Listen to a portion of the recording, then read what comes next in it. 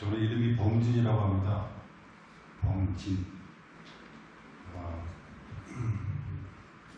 부패를 오래 잘 안 했거든요.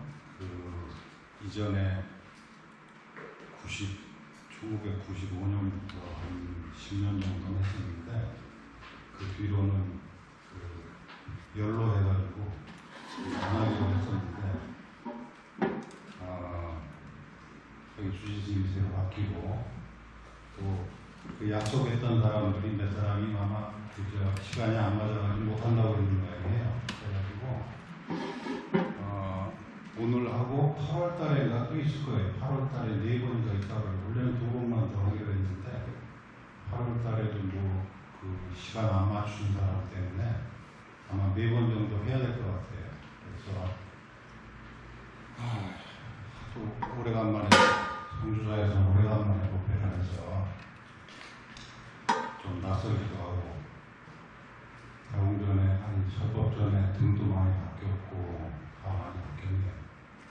그리고 여러분들 그 초유의 일죠, 이런 거 코로나 이런 것 때문에 이렇게 띄엄띄엄 앉아가지고 이것도 저도 낯설고 저도 근데 할 수 없겠죠, 시대가 이렇게. 그래서 지금 이 불교대학이 몇 회째예요?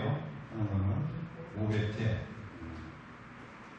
그래서 제가 오늘 해야 될 이전에 4월달쯤에 교무스님한테 받은 제 시간의 제목은 불교는 어떠한 종교인가라고 하는 이 주제였었어요. 그래서 이거를 우선 오늘은 이걸 말씀드리고,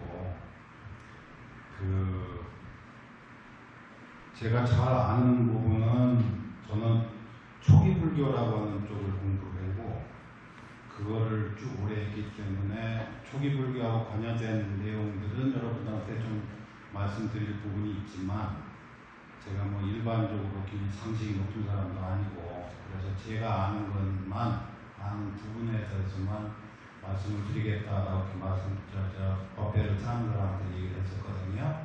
그래서 제1강 중에서 불교는 어떠한 종교인가라고 하는 것을 얘기할 때 조금 망설여졌던 부분이 있어요. 왜냐하면 저는 종교라고 하는 종교학자도 아니고 일반적으로 알고 있는 종교라고 하는 상식적인 수준에서야 지식밖에 없고, 제가 아는 것은 불교입니다. 그래서 불교가 종교냐라고 할 때부터 조금 정리를 하긴 해야 돼요. 왜 그러냐면 이게 다음이 여기 보이겠네요. 종교는 근본이 되는 가르침이라는 뜻이다라고 했는데, 이 한문으로 쓸 때 종교라고 할 때 이 종자는 우리가 한문을 풀이할 때는 마루종 그렇게 해요. 마루. 산마루 할 때 그 마루예요. 꼭대기. 그래서 가장 수승한이라는 뜻이에요. 종자가. 그리고 교자는 가르칠 교자니까 가장 수승한 가르침이라는 아주 일반적인 표현이에요. 종교라는. 그리고 이 종교라는 표현은 이전에도 많이 있었어요.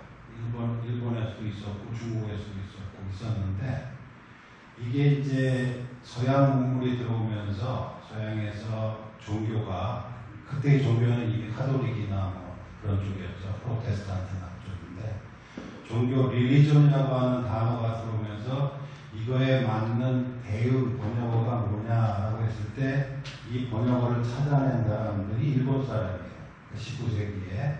우리는 이제 개화기 때 문을 막았잖아요. 그래가지고 일본은 그 대신에 문을 열어가지고 외국인들이 많이 들어오고 문물을 받아들였단 말이에요. 그때 그 당시에 수많은 외국 문물과 사상, 철학, 종교 이런 모든 부분들을 우리보다 빨리 받아들인 일본에 의해서 번역어가 먼저 만들어졌어요. 선택이 된 거죠. 그 중에서 릴리전이라고 하는 영어 이름, 원래도 이 릴리전이라는 영어는 라틴어에서 나온 거고, 서양의 문물이라고 하는 게 대부분 그 기원이 라틴어에서 나오죠. 고대 중세 때부터 있었던 가톨릭에 대한 그 이론, 교리 이런 거하고 연관되어 있는 용어인데, 그래서 리라고 하는 게 영어로 리라고 하는 것과 똑같은 뜻이에요. 다시 엮는다, 묶는다 그런 뜻인데 이거에 대한 적당한 그 번역어를 찾던 일본 학자들이 이것을 종교라고 번역어를 1대1로 내치를 시켜버린 거예요. 이때부터 불교가 종교냐 아니냐라고 하는 것에 이제 문제가 생기기 시작한 거예요. 원래 종교라고 하는 한문으로 마루종자에 가르치어 교자를 쓰는 거는 이 종교가 불교다라고 맞아요. 그건 서로 맞는 거예요. 그러니까 불교라고 하는 가르침은 아주 인간에게 수승한, 뛰어난, 이익이 되는 가르침이다라고 하는 뜻에서의 종교가 맞는데 이 종교라는 게 릴리전에 대한 번역어일 때는 불교하고 안 맞아요. 왜냐하면 서양 사람들이 말하는 릴리전이라고 할 때 그 용어는 무엇을 전제하는 거죠?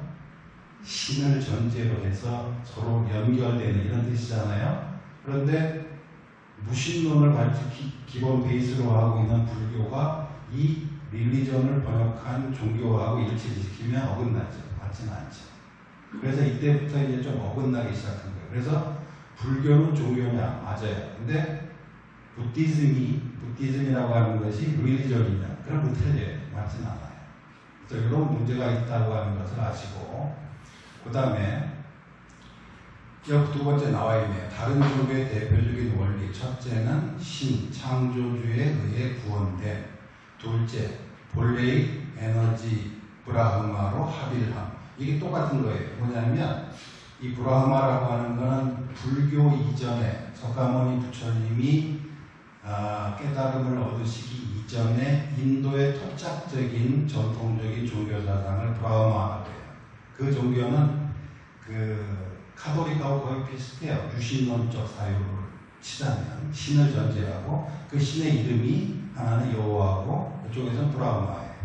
그래서 브라흐마와 합치되는 신과 합치되는 거의 똑같은 패턴이에요.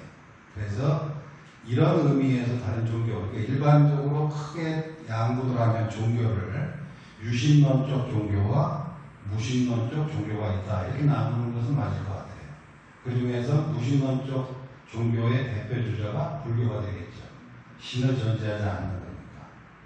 그래서 유신론적 종교가 대표적으로 종교라고 하는 릴리전이라고 하는 단어에 맞는 그러한 내용을 가지고 있다라고 생각하시면 돼요.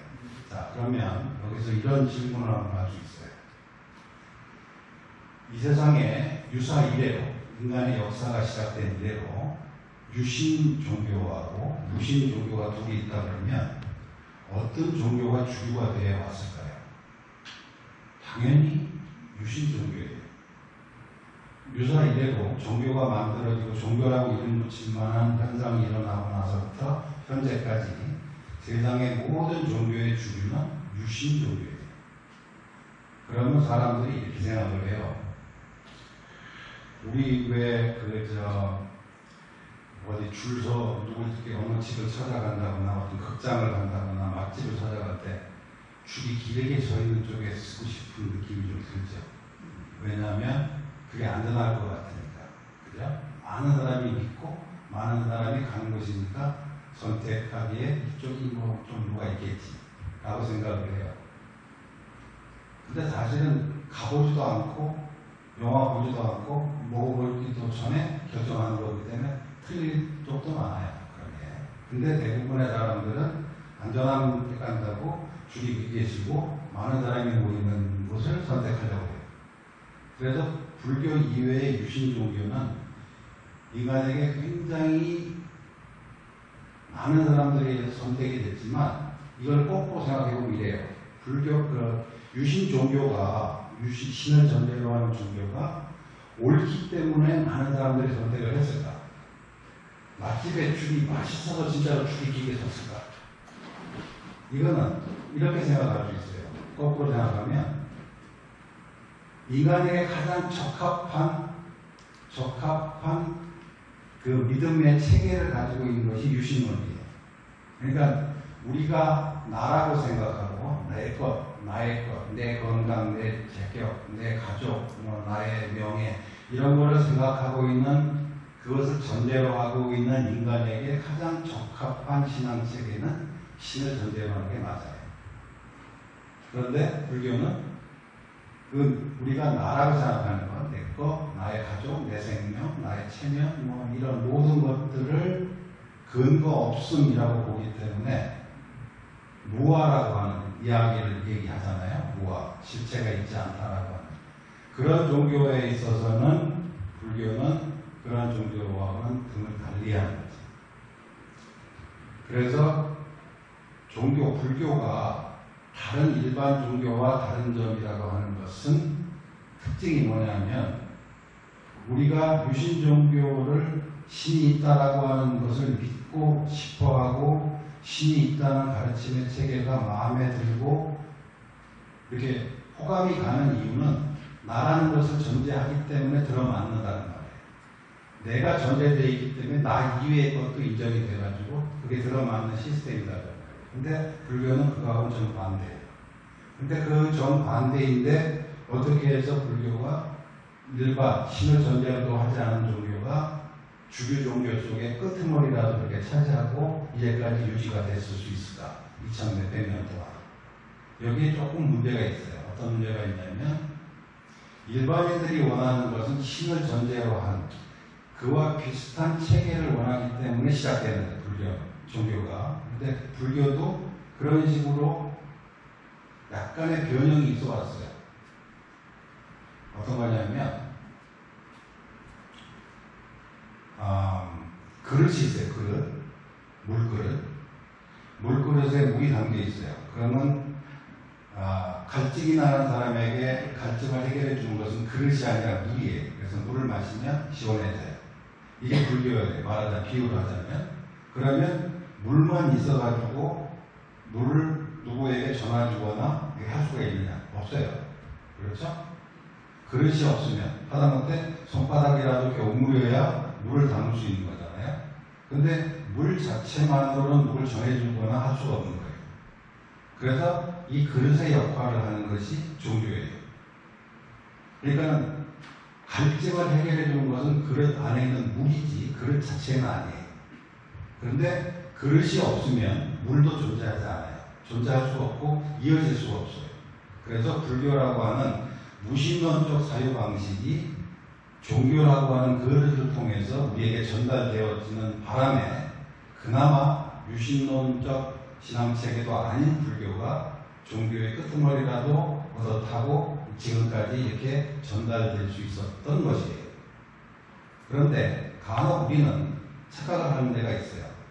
형식에 매이다 보면 그릇을 씹어먹거나 그릇을 마시려고 하는 경우가 있다. 그래서 이것이 우리 예전에 승가에 있는 옛날 선배들이 아주 많이 고민했던 내용 중에 하나가 그거예요. 본질이냐 형식이냐 이것 때문에. 그래서 이것이 옛날 말로 하면 어떤 거하고 똑같냐면 이사, 이판사판 얘기 들어봤죠? 우리가 쓰는 말 이판사판. 사판이라고 하는 게 그릇이고 이판은 그 안에 들어있는 물이에요. 근데 이가 없으면 사도 없고 사가 없으면 이도 없는 거죠. 그래서 우리가 스님들이 이렇게 행정을 보고 뭐 이렇게 절을 운영하고 하는 스님들을 우리끼리 하는 말로 사판성 이렇게 얘기를 해요.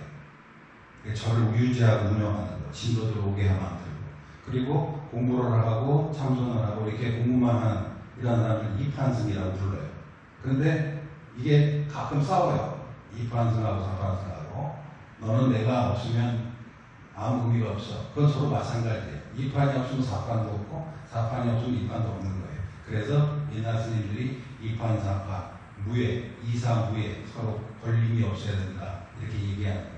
그러니까 여러분들도 불교라고 하는 형식에 매이지 말고 불교라고 하는 형식을 무시하지도 말고 불교라고 하는 형식 덕택에 보존되어서 우리에게 전달되어 있는 그 내용의 물을 우리가 스스로 마시고 갈증에서 벗어나는 게 이게 부처님의 의도다는 말이에요. 불교가 종교라고 하는 형식을 띠게 된 이유이기도 하고. 아셨죠?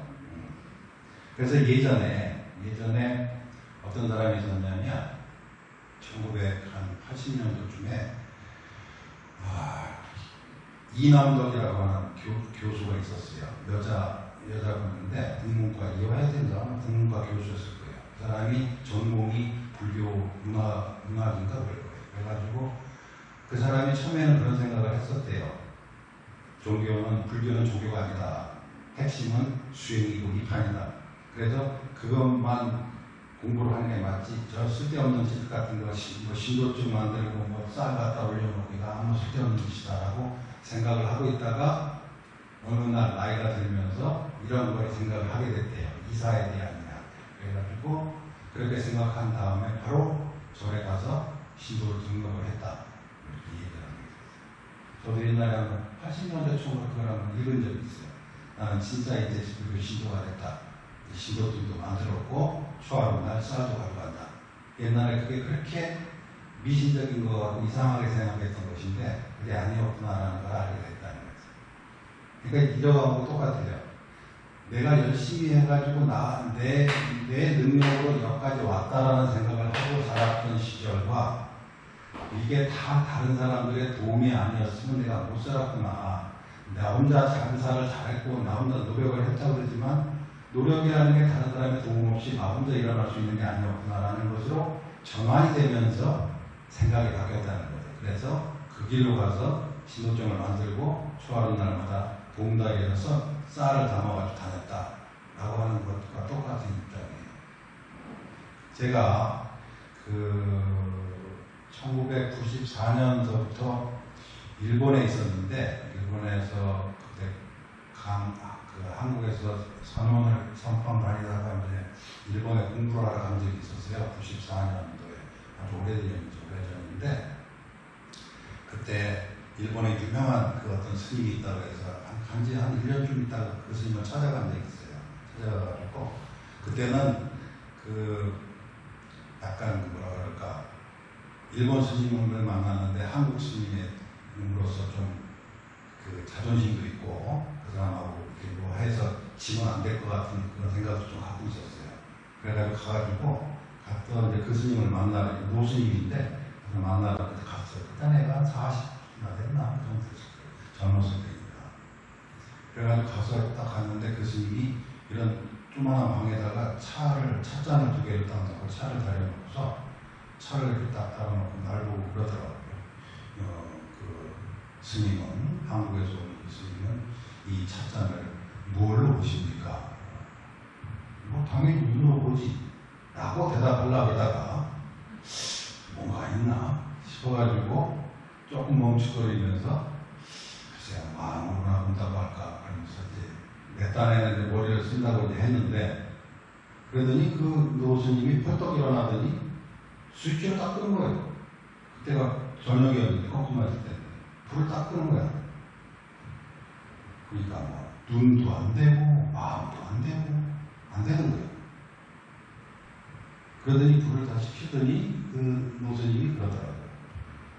그게 이제 일본 사람들이 갖고 있는 정토신앙적 관점이라고 하는 건데 모든 것은 다른 사람이 덕이다 라고 하는 거죠. 우리가 내 눈으로 본다고 보통은 생각을 한다는 거예요. 근데 내 눈이라고 하는 그 기능이 일어나기 위해 다른 조건들은 내가 무시하는 거예요. 사실은 그 조건이 뭐예요? 빛이에요. 빛이 있었을 때 내가 보는 거예요. 근데 앞에 조건을 빼고 내가 내 눈으로 본다라고 생각을 하게 되는 거죠.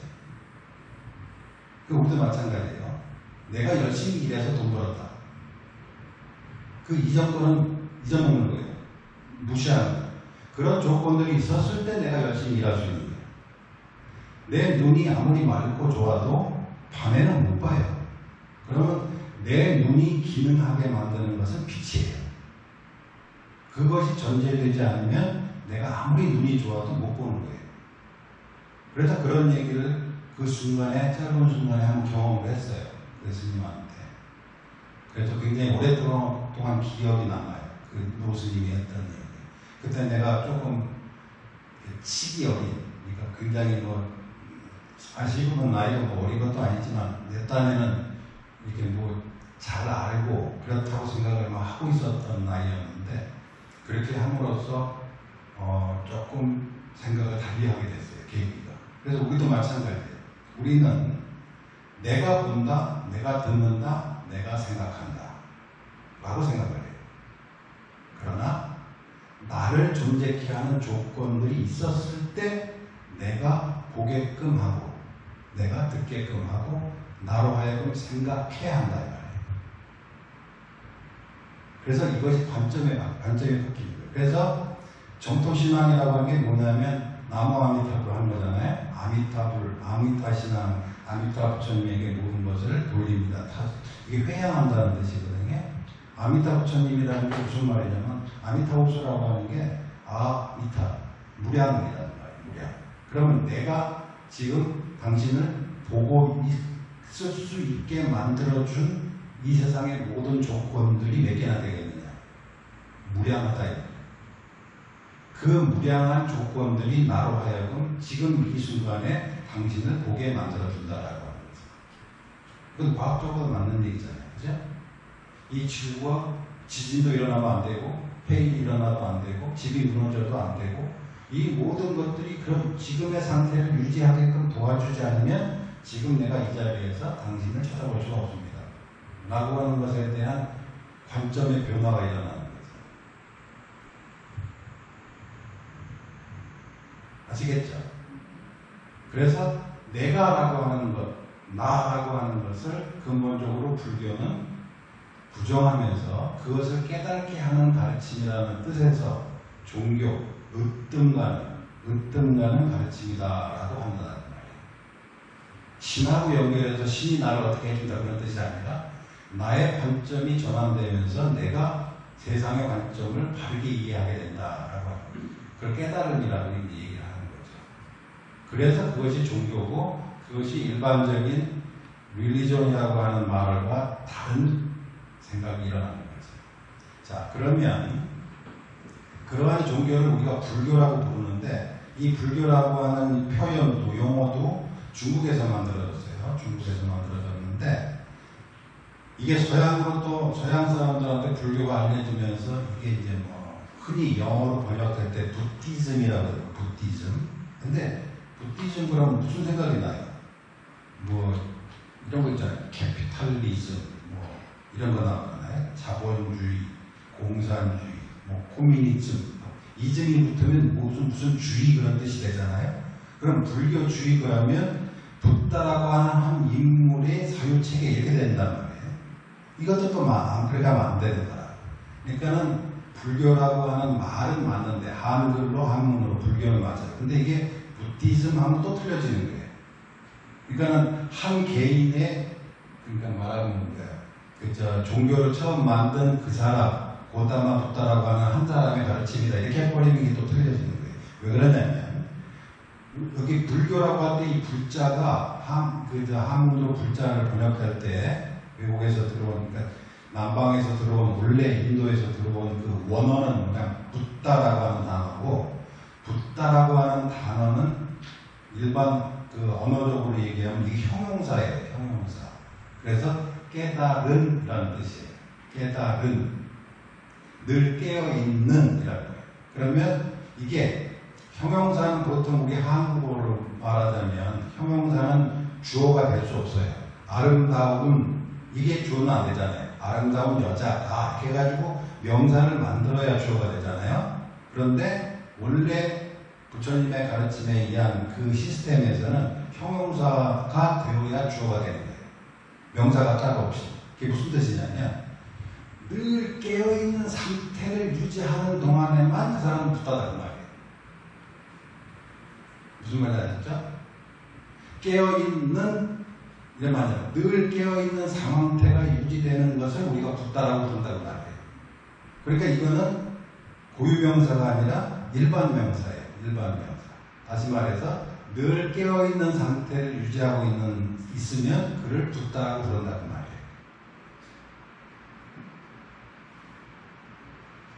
무슨 말인지 아셨대요? 별로 안 것 같지만. 자, 어려워요. 자, 어렵다. 어려운 이유는 우리가 부처가 되지 않는, 즉 깨달은 그 상태가 되지 않는 이유가 있어요. 첫 번째, 부처님께서 그 중생이라는 걸 어떻게 묘사를 했냐면, 정의를 어떻게 내렸냐면, 내가 알고 있는 것으로 충분하다 여기요. 다른 사람의 말을 인정하지 않고, 다른 사람의 견해를 인정하지 않고, 다른 사람의 말을 들을 필요가 있다고 받아들이지 않고 받아들이지 않음으로써 배우지 않고 배우지 않음으로써 변하지 않는 자, 이를 중생이라고 한다. 자, 그러면 공부하다가 어려워요라든지 그 다음에 졸려요, 그 다음에 하품이 난다거나 다른 데 관심이 간다거나, 이거는 저거를 안 배우면 내가 죽는다는 생각을 안 하기 때문에 그런 거거든요. 나의 가치 순위에서 좀 밑에 있는 거예요. 가치 순위에서 밑에 있는 것이 저절로 배워지진 않아요. 여기 앉아있다고 해서. 그래서 불교는 중생이라고 하는 것에 머무르지 말라라고 하는 뜻이에요. 중생이 네 팔자가 아니고 너의 선택에 의해서 중생이 된 것이니 너의 선택에 의해서 붓다가 될 수 있는 길이 있다면 네가 배워라 라고 하는 거예요. 그런데 우리는 어느 쪽에 익숙하냐면 중생으로서 머무는 것에 익숙하다 이거죠. 그래서 어렵고, 어렵다는 말은 나는 바뀌기 싫으니까 네가 바꿔라고 하는 것하고 똑같아요. 네가 쉽게 바꿔, 나는 어려우니까, 내가 주인이니까 라는 생각이에요. 근데 진정으로 바뀌어야 된다고 생각하는 거는 내가 잘 모르지만 저걸 어떻게 해서든지 알고 싶다라고 했을 때 가능한 거잖아요. 근데 그게 안 되는 거는 우리가 중생으로서 머물려고 하는 생각의 작동이라고 봐요, 불교에서는. 그래서 이것은 쉽지가 않아요. 우리가 중생임을 고집하는 한, 그것을 벗어나려고 하지 않는 한 저절로 받아들여지지 않는 가르침이라는 거죠. 그런데 억지로는 안 되거든요. 이게. 불교는 길을 막고 사람들한테 이리 와서 저의 부처님의 가르침을 들어보십시오 라고 할 수가 없어요. 자기가 찾아와서 배우고자 하는 욕구를 먼저 일으키기 전에는 들려줄 그 방법이 없다. 그래서 포교도 하고 많이 하긴 하지만 사실은 불교가 그런 의미에서 유일신앙은 당신을 인정할 테니까 당신이 저걸 믿어라 이렇게 하는 거잖아요. 근데 당신이 아님을 자각하라는 걸 자기가 자기의 발을 찍는 짓을 하고 싶겠어요? 하기 싫지.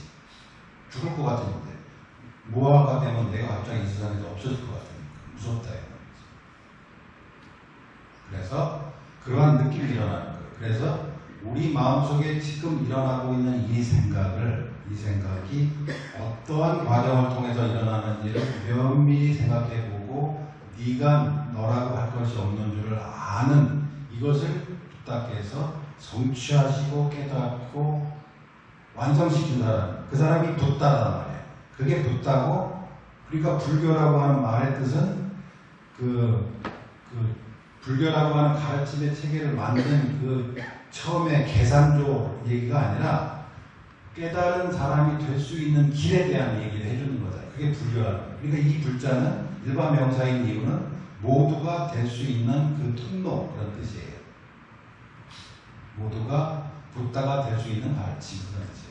붓다의 가르침이라는 뜻보다는 붓다가 될 수 있는 가르침이라는 말이죠. 비유를 하자면 이거하고 비슷해요. 산에 올라갈 때 산에 한번 올라갔던 사람이, 정상까지 갔던 사람이 내려와가지고 밑에서 이제 막 출발하는 사람한테 당신은 저 산에 올라가고 싶어 합니까? 예, 가고 싶습니다. 그러면 이렇게 가면 안전하게 정상까지 갈 수 있습니다 라고 약도를 보여준다는 말이죠. 근데 이 약도는 누구한테 효과가 있어요? 올라가려고 하는 사람한테만 효과가 있어요. 올라가지 않아도 된다는 사람한테 산에 대한 약도는 아무 의미가 없어요. 그리고 대부분의 사람은 산에 안 올라가도 된다라고 생각한다 이 말이에요. 그러면서 괴로움을 당할 때마다 왜 나만 이렇게 재수가 없게 나는 괴롭지? 왜 나만 병이 들지? 왜 나만 가난하지? 왜 주변에서 나한테만 이렇게 나쁜 일들이 일어나지? 라고 일어나는 상황에 대해서 괴로워한다는 거예요. 그런데 산에 올라간 사람들은 그 괴로움이 어떻게 해서 일어나는 줄 안다 이 말이에요. 그래서 괴로움이 일어나는 것을 피할 수는 없어도 괴로움에 의해서 장악되지는 않는다는 말이에요. 태어난 이상 다 죽는단 말이에요. 죽음에 대한 공포는 누구나 있고 늙으면 병이 든다는 거예요. 병들고 죽는 것을 피할 수는 없지만 병들고 죽는 것으로 인한 2차적인 두려움을 극복하면 죽음과 병들음이 나를 어쩌지 못한다는 말이에요. 이게 불교예요. 죽음이 나를 어쩌지 못하게 만들면 죽음이 더 이상 나에게 죽음이 아니다 그 말이에요. 이것을 공부하기 위해서는 내려놓아야 된다. 나라고 하는, 내 거라고 하는 집착을 내려놓지 않은 사람에게, 움켜쥐고 있는 사람에게 뭐를 줄 수가 없다 이 말이에요. 내가 가지고 있는 견해가 옳다라고 움켜쥐고 있는 사람에게 전해줄 가르침은 없다 이 말이에요.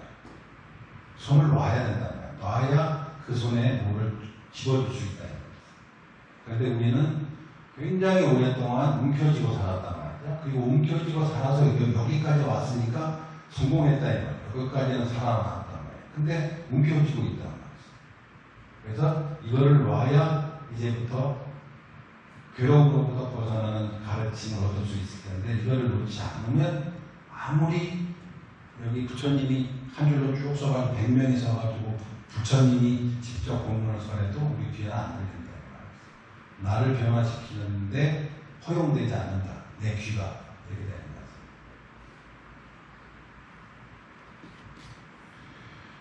그래서 부처님이란 진리를 깨달은 사람, 모든 집착과 번뇌로부터 벗어난 분, 세상의 보배와 같이 존귀한 분, 그런 뜻에서 부처님이라는 거고, 이건 일반 명사예요. 일반 명사라는 말은 누구라도 될 수 있고, 그렇게 누구라도 붓다가 되게 하고자 하는 가르침이 불교라고 하는 것이다라는 거죠.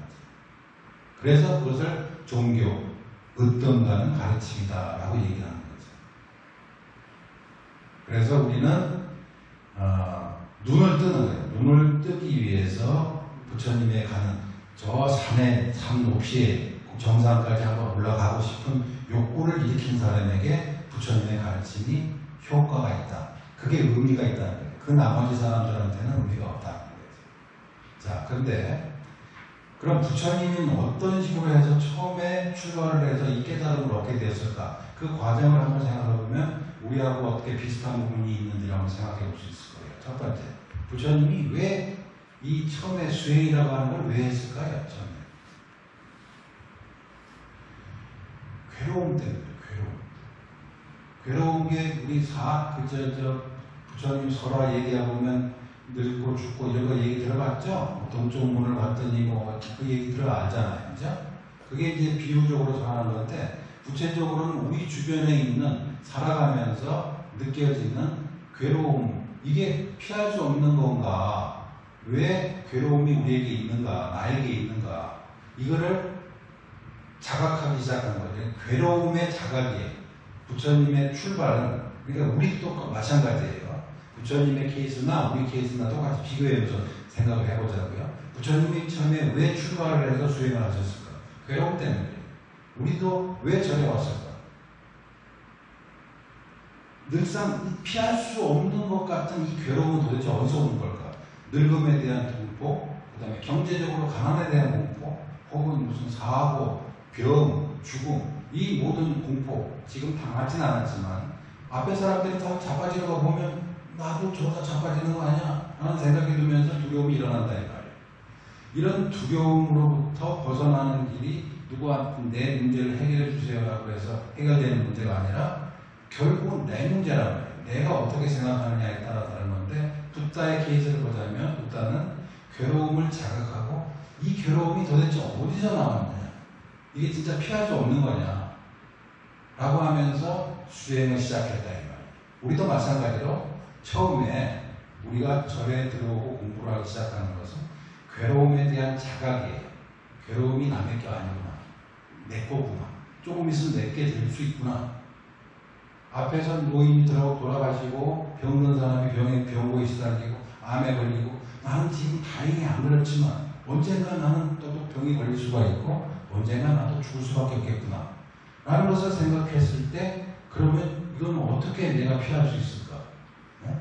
어떻게 안 아프고 안 죽고라고 하는 건 불가능하다는 것을 상식적으로 아니까, 이런 어떻게 해서 병들고 아프고 죽고 이렇게 되는 걸까? 인간에게 있어서 괴로움이라는 게 뭘까? 라는 것을 곰곰이 생각하기 시작할 때부터 종교의, 그러니까 뛰어난 가르침의 의미로서의 불교에 발을 디디게 된 거다 그 말이에요.